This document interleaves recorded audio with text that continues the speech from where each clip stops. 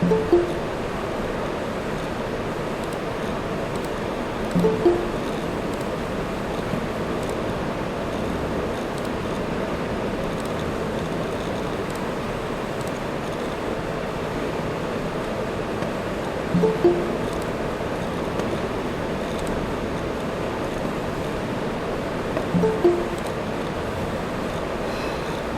morning, girls.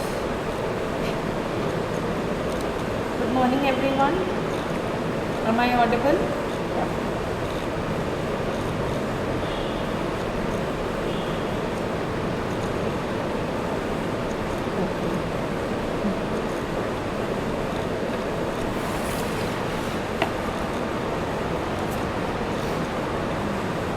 Alright, so today we'll start with a new topic. This is the last topic of your second unit. After this, we'll be done with the second unit and then we'll move on to the third unit. Okay, please go through the entire PPT. I have linked the PPT in Moodle, so open it and go through it and see if there are any topics in case you have not understood or there's any doubt. Please let me know. We will discuss it again in class. Okay. Alright, so let's begin. Today we will start with the topic entrepreneurial environment. Okay, so entrepreneurship environment refers to the various facets within which enterprises, whether big, medium, small, and others, have to operate. Okay, so it is the circumstances or the surroundings, the factors around the enterprise that affect the working of the organization. Okay, the environment therefore influences the enterprise. By and large, an environment created by political, social, economic, national, legal forces, etc. influences entrepreneurship. Okay, so entrepreneurship environment or entrepreneurial environment is the environment or the elements around the business or the enterprise that affect the working of the enterprise. Okay, now it may include all these things that we will study later on in detail.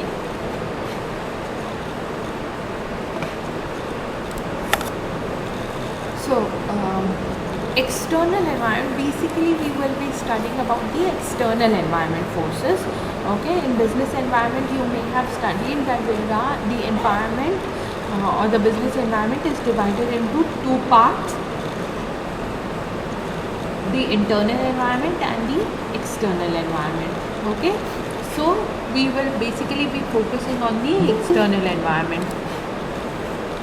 External environment has a decisive influence on opportunities as well as threats to the enterprise.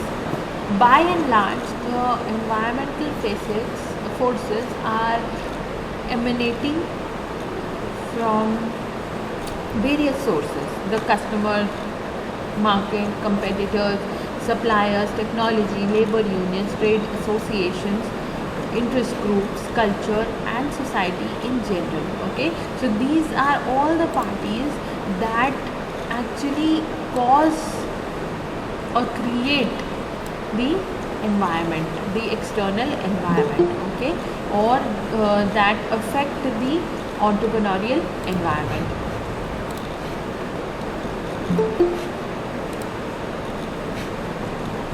Since an enterprise functions as a part of the environment and has no existence separated from the environment, study of environment becomes central to the entrepreneur. Okay, so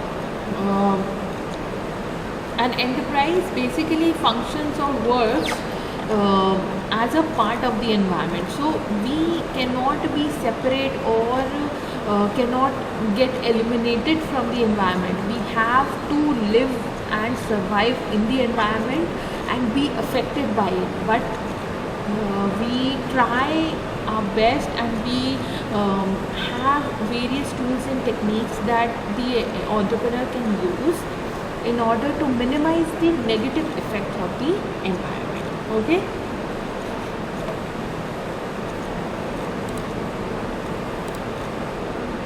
Next, entrepreneurial environment is broadly classified into 6 important segments, namely political environment, economic environment, social environment, technological environment, legal environment, and cultural environment. Okay, so these are all the 6 aspects or 6 basic categories of environment that impact the entrepreneurial working. Now, political environment is political atmosphere, quality of leadership. So, political environment basically comprises of the political structure of the country, the current government structure, the policies given by the present government, the types of schemes launched by the present government. All these create an impact on the enterprise. Okay. Next we come to, so when we are talking about the quality of leadership, it what we refer to it as is that some of the types of government, some government structures are more prone to, or are more inclined towards creating more business favorable environment. Okay, they focus on creating an environment, or they focus on creating better conditions for a business to survive. Okay.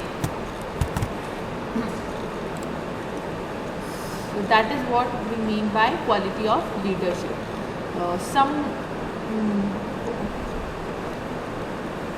government parties rely or focus on creating cultural and social peace.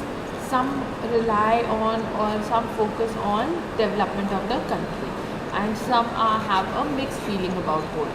Okay. So next we come to economic environment. So economic policies, labor, trade, tariffs, incentives, subsidies, all these things come under economic environment. Economic environment basically refers to the economics environment basically shows the various financial aspects or financial changes that come in the environment around us.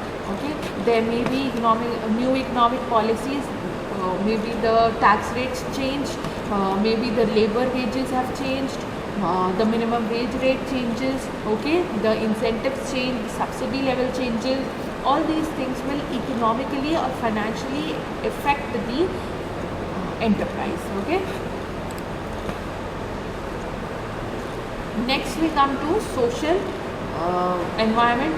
Social environment basically comprises of the society, like consumers, labor, attitudes, opinions, motives. So all these are part of the cultural and social aspect of the environment. Okay, the society basically creates this kind of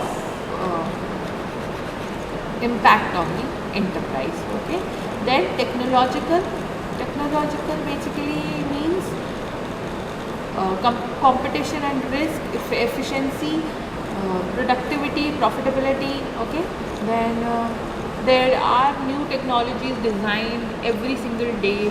Every minute the technology is advancing, and that creates a risk of we can say obsolescence of technology. Okay, no company or no business can always be up to date with technology, because technology is advancing so fast. Legal environment consists of rules and regulations given by the legislation or the government, we can say. Okay. Finally, we come to cultural environment, which comprises of the structure or the cultural background, aspirations and values of the people living in that country. Okay. All right. So when we come to the types of environment.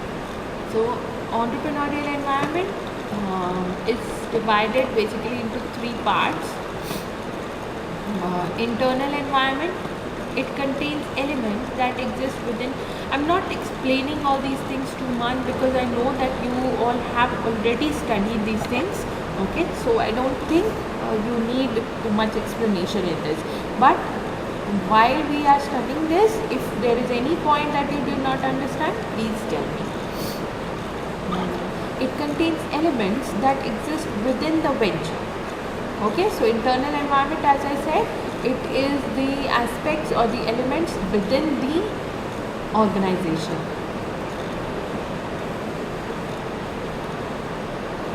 This has immediate and specific implications for managing the venture. It includes venture's objectives, its resources, organizational structure, processes and techniques. Venture's resources may be financial, physical, human and technological. Okay. Moving on to external environment. External environment is a set of those factors that affect a venture from outside its boundaries. It contains societal factors which may be economic, cultural, social, political, legal, technological and ecological, basically the natural environment. It includes various stakeholders like shareholders, creditors, suppliers, customers, employees, competitors, trade unions or trade associations, interest groups, government, global firms and community in general. External environment has long-term implications for establishing and managing the venture. Okay. So is this clear to everybody up till now? Whatever we have studied, does anybody have any doubt?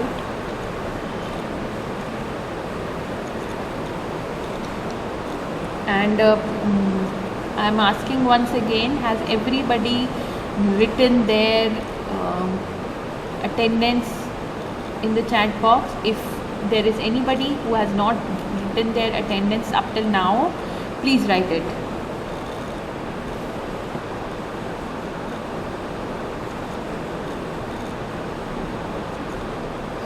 Okay.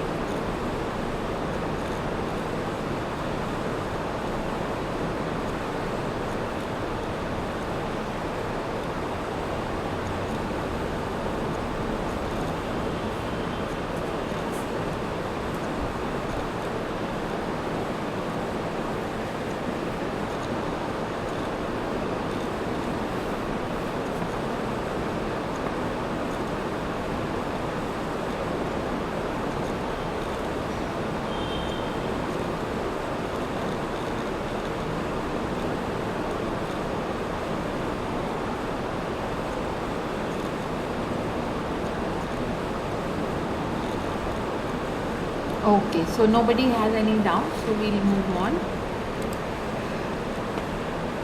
The third type of environment is domestic and international environment. When external factors operate and exist within the boundaries of a country, it is called domestic environment. Okay, so domestic environment can include both internal and external factors.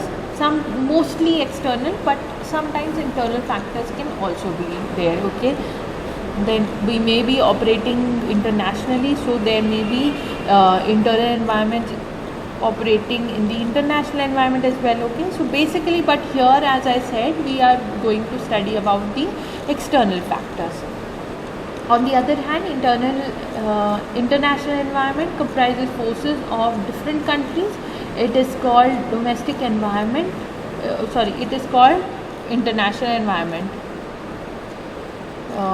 International environment comprises of forces of different countries. We have a repetition here.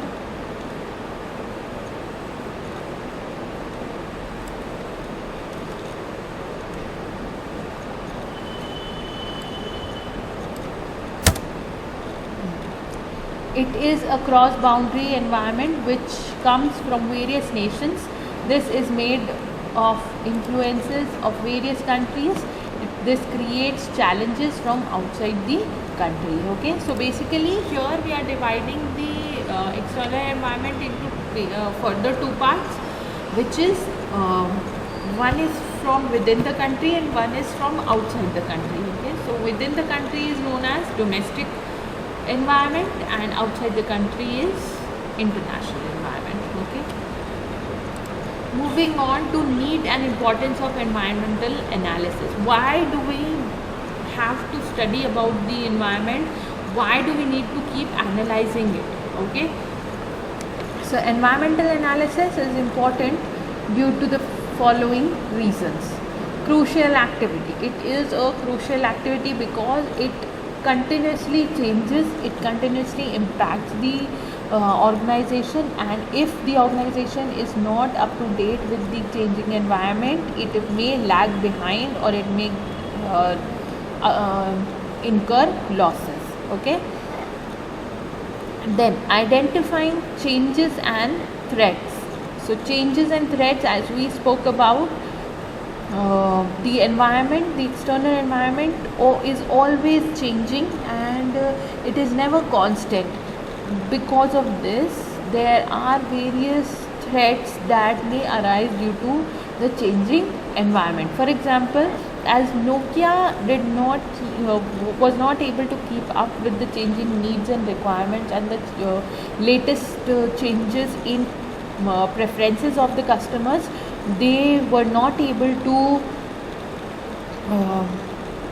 keep up with the trends, and so they were kicked out of the market. Okay, there was a time when almost everybody in the country, even in the world, had a Nokia phone with them. Okay, but now you'll rarely see anybody using Nokia.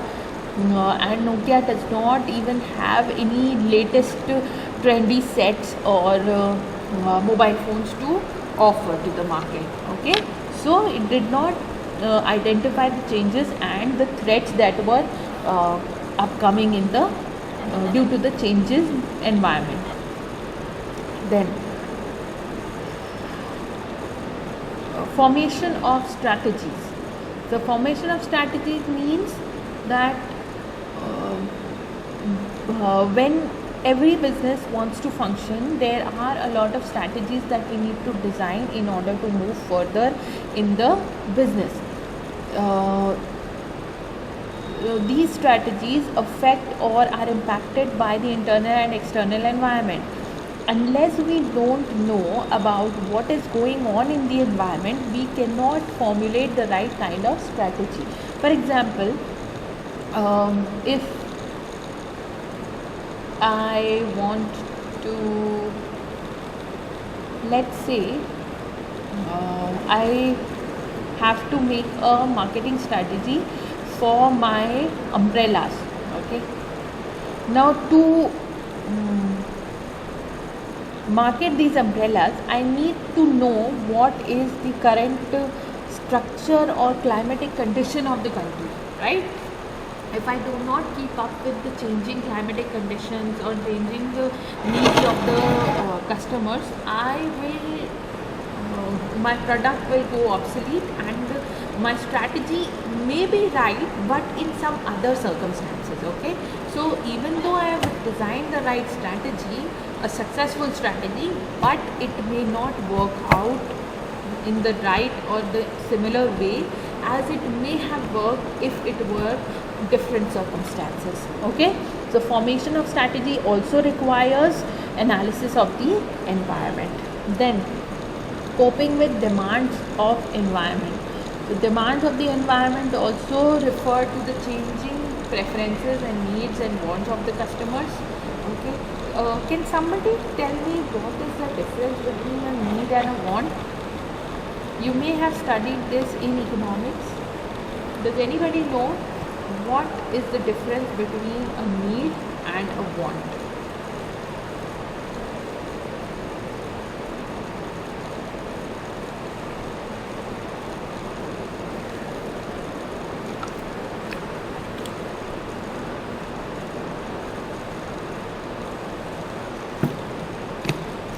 Okay, Astha says wants are desires, okay, and needs.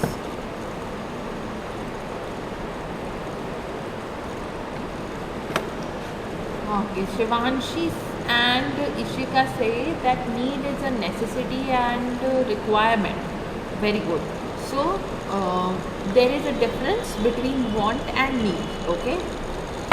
For example, I have not had breakfast. Just taking an example that it may be possible that I may not have had breakfast today up till now. Okay, so my need would be to get anything to eat, all right, which could satisfy my hunger. But my want can be different from my need. My need would be to have a glass of milk, but my want would be to have a sandwich or a burger or a pizza, all right. So there is a difference, and the biggest difference is that needs are limited but wants are unlimited.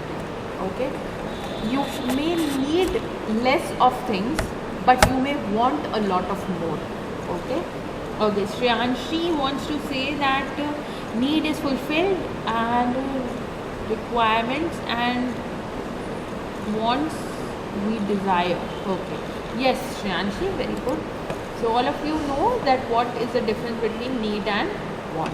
Okay, all right. So coping with demands of the environment. Coping with demands of the environment is basically the changing needs, the changing wants of the customers, the society, the cultural values. There may be different structure of or there may be different types of wants of people at different points of time. So demand keeps on changing of the same product. At one point the same product can be in a lot of demand, but some other time it may not. Okay, like for example, during winters, winter wear is in demand, but after winters it is not in demand. Okay, if we do not take a seasonal product, so we can take the example of let's say maybe Nokia phones are the best example here, because earlier a lot of people were demanding Nokia phones, and so their prices were also going up. Nowadays nobody wants to buy a Nokia phone because it is not keeping up with the trend and changing environment, so the demand has fallen down. Okay, then early warning system. Early warning system means if we keep on analyzing and keep keep updated with the changing environment, we can judge or we can cope up with a coming threat or an upcoming threat or a future threat far in advance. Okay, we may be able to avoid the losses that may occur due to some kind of problems or some kind of different situation or that may occur in the future. Okay, if we keep analyzing the environment. Okay, so we'll stop here and we'll continue in the next class. Okay, I think we are far ahead in our syllabus, so we do not need to hurry. We have covered quite too much of the syllabus today. Okay, so we'll stop here. We'll continue from changes and adjustments in the next class.